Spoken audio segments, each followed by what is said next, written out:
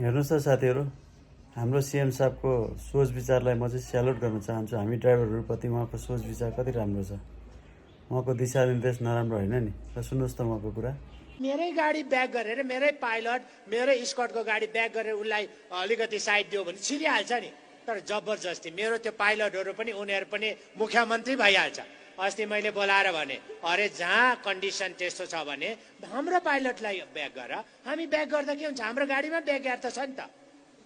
कि मुख्यमन्त्रीको गाडीमा, मन्त्रीको गाडीमा, एडभाइजरको गाडीमा, चेयरम्यानको गाडीमा, ओएसडीको गाडीमा ब्याक गियर छैन? कम्पनीले विदाउट ब्याक गियरकै दिएको भने ठिकै हो, ब्याक हुँदैन हाम्रो। मैले मधुलाई भने मधु तिमीले भन त्योलाई के हो यो। अरे हाम्रो गाडी ब्याक गर्दा छिर्छ भने त्यो गर भनेको छु। त्यसले गर्दा यो मेरो सुझाव मात्र हो। तपाईँले बजाउँदा पनि हुन्छ, तपाईँले ठुलो बोर्ड लाउँदा हुन्छ, तर आँखी दाइ भयो भने म जिम्मेवार छैन। आँखी दाइ भयो भने तपाईँलाई केही भयो भने है बनको लाग्यो भने मेरो जिम्मेवार छैन है। मेरो चाहिँ पक्का मैले भनेको।